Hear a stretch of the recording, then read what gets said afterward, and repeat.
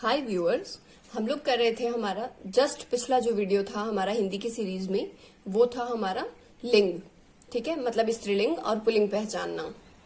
हाँ, सबसे पहले गाइज, अगर मेरे चैनल पे नए हैं तो आप लोग सब्सक्राइब कीजिए, इस चैनल को शेयर कीजिए, बेल आइकन दबाइए, कमेंट कीजिए, शेयर कीजिए, लाइक कीजिए, सब कुछ मतलब जो भी आप कर सकते हो मेरे लिए, अगर इस मतलब चैनल के लिए, तो वो प्लीज कीजिए।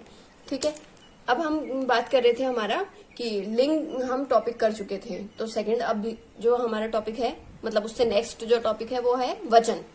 मतलब वचन में एक वचन या बहुवचन को पहचानना। ठीक है, मतलब ये आएगा शब्द कि निम्न में से बहुवचन शब्द को छांटिए या निम्न में से एक वचन शब्द को छांटिए। आई बात समझ में? मतलब इस बार हमें जैसे पहले वाले वीडियो में किया है हम लोगों ने कि स्त्रीलिंग या पुल्लिंग को छांटना सीखा, उसी तरीके से इसमें क्या करना सीखेंगे हम लोग, एक वचन या बहुवचन शब्दों को छांटना सीखेंगे।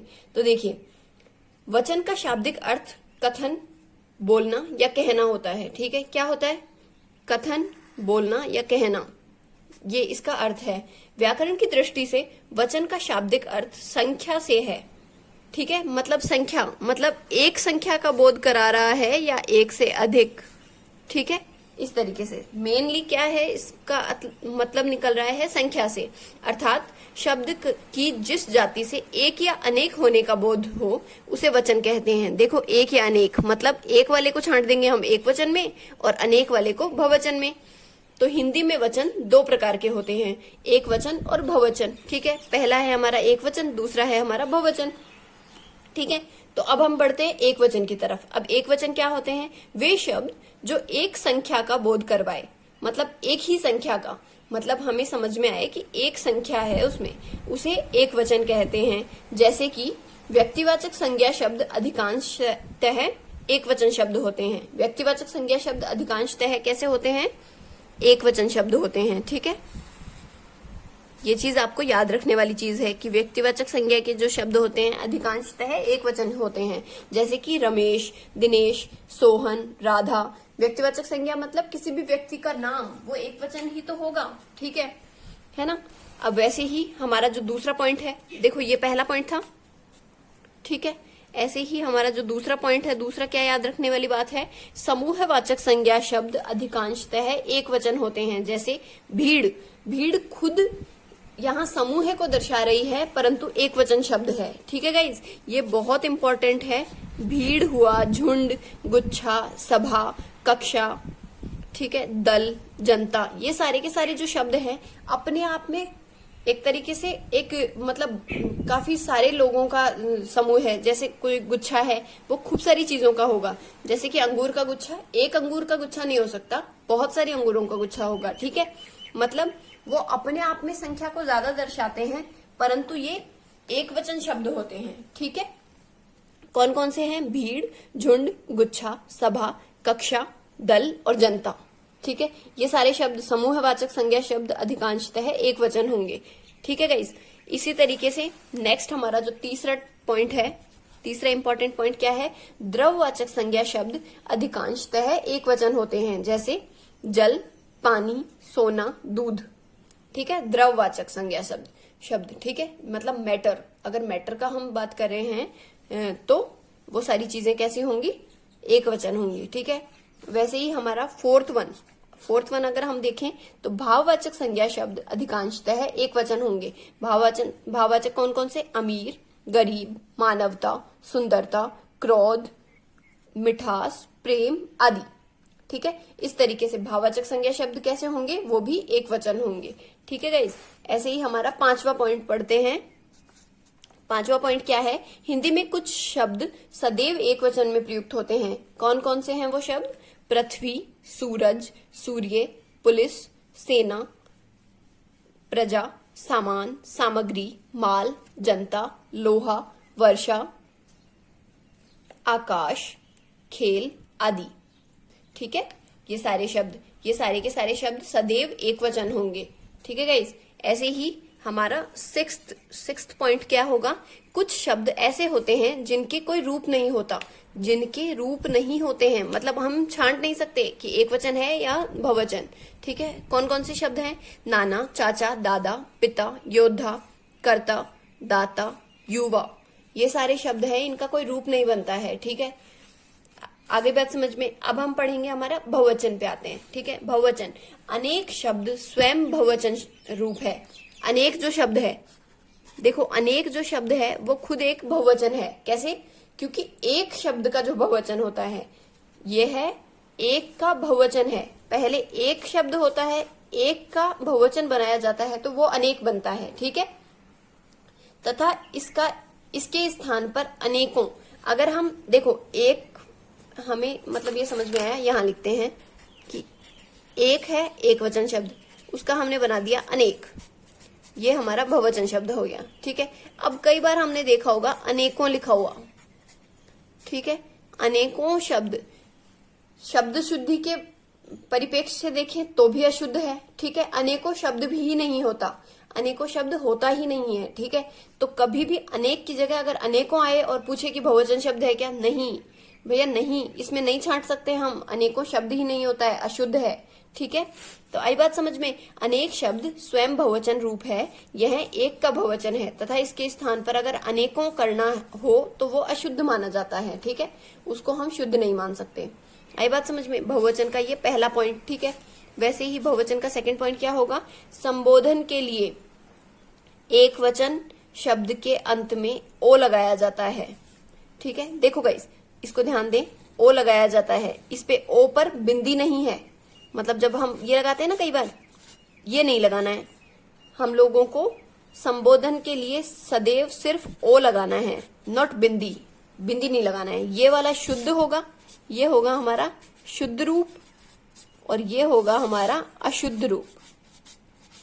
ठीक है, अशुद्ध होगा ये वाला चीज अगर हम बिंदी लगा देते हैं तो। ठीक है, तो भाई का भाइयों, भाइयों करना है, नॉट बिंदी। ठीक है, बिंदी नहीं आएगा। ये चीज बहुत इंपॉर्टेंट है, हम हमेशा से बिंदी लगाते आए हैं। बहुवचन करना होता है तो बिंदी लगा देते हैं हमेशा। ठीक है, परंतु जो भी संबोधन के लिए, जैसे भाई बहन, देवी, सज्जन, छात्र और बालक, ये सारे शब्दों का जब बहुवचन बनेगा तो बिंदी नहीं आएगी। ठीक है, इस तरीके से इनको देख लेना है ना। वैसे ही हमारा थर्ड पॉइंट क्या होगा? थर्ड पॉइंट होगा कुछ संज्ञा शब्द सदैव बहुवचन पुल्लिंग में होते हैं। जैसे बहुवचन शब्द कौन कौन से हैं? हस्ताक्षर, आंसू, प्राण, होश, दर्शन, अधर, अधर को ओठ, ओठ और ओष्ठ भी कह सकते हैं। वैसे ही तेवर, बाल, अतिथि, अक्षर, रोम, रोंगटे, नेत्र, अक्षी, दाम आदि, ये सारे के सारे शब्द गाइस वाक्य शुद्धि में भी पूछे जाते हैं। जैसे आंसू आ गया, आपको पूछे कि उसकी आंखों में आंसू आ गया था, उसकी आंखों में आंसू आ गया था, या फिर उसकी आंखों में आंसू आ गए थे। आई बात समझ में? मतलब आंसू सदैव एक बहुवचन शब्द होगा, तो आंसू के साथ जो वर्ड होंगे, जो यूज होंगे आगे वाले शब्द, वो बहुवचन को दर्शाने वाले होने चाहिए। आंसू आ गया नहीं होगा, आंसू कोई एक वचन शब्द नहीं है। ठीक है गाइस, तो इन शब्दों को तो आपको वैसे भी याद रखने हैं, वो वाक्य शुद्धि में एज इट इज पूछे जाएंगे कि मैंने हस्ताक्षर अपने किए, नॉट किया, मैंने अपना हस्ताक्षर किया, ये अशुद्ध वाक्य है। मैंने अपने हस्ताक्षर किए, वो शुद्ध वाक्य होगा। मतलब ये शब्द तो आपको याद रखने ही रखने हैं कि बहुवचन है हमेशा ही। हस्ताक्षर, आंसू, प्राण, होश, मेरा होश उड़ गया था। ठीक है, उसे देखकर, मतलब वो घटना देखकर मेरा होश उड़ गया, नहीं, ये अशुद्ध वाक्य है। उस घटना को देखकर मेरे होश उड़ गए, मतलब होश एक बहुवचन शब्द है, उसे हमें बहुवचन की तरह ही प्रयुक्त करना है, तभी वह वाक्य शुद्ध होगा। ठीक है, तो वाक्य शुद्धि के परिप्रेक्ष्य में भी ये बहुत इंपॉर्टेंट है। वाक्य शुद्धि के अगर वे में देखें या उसके नजरिए से देखें तो भी ये काफी इंपॉर्टेंट है। हस्ताक्षर, आंसू, प्राण, होश, दर्शन, अधर, तेवर, बाल, अतिथि, अक्षर, रोम, रोंगटे, नेत्र, अक्षी, दाम आदि। ठीक है, ये सारे के सारे शब्द हमेशा बहुवचन शब्द होंगे। ठीक है ना। अब ये चीज देखो, अब नेक्स्ट हमारा है फोर्थ वन, क्या है? स्त्रीलिंग शब्दांत में या पर चंद्र बिंदु लगाकर या बहुवचन बनाया जाता है। ठीक है, जैसे बिटिया था, स्त्रीलिंग शब्द था। पुल्लिंग वाले जो पुल्लिंग स्त्रीलिंग वाला जो लिंग वाला वीडियो है उसमें हमने देखा था कि बेटा आ शब्द होगा अगर अंत में, और अगर हम इया कर देते हैं, बेटा का बिटिया कर देते हैं, तो वो स्त्रीलिंग शब्द बन जाता है। ठीक है, अब हम इसमें क्या पढ़ रहे हैं कि यदि कोई स्त्रीलिंग शब्द में जो इया आ रहा है उसको हम यहाँ पर चंद्र बिंदु लगा देते हैं, मतलब जो सबसे लास्ट वाला जो या शब्द लिखा हुआ है उस पे अगर हम चंद्र बिंदु लगा देते हैं तो वो बहुवचन बन जाएगा। ठीक है, जैसे कि बिटिया का बिटियां, गुड़िया का गुड़ियां, चिड़िया का चिड़िया, खटिया का खटिया खटियां, डिबिया का डिबियां, चूहिया का चूहियां। ठीक है, इस तरीके से मतलब जैसे ही हम चंद्र बिंदु लगाएंगे वो एक बहुवचन शब्द बन जाएगा। ठीक है, ऐसे ही हमारा जो लास्ट है कौन सा था, पहले वाला कौन सा था, फोर्थ था।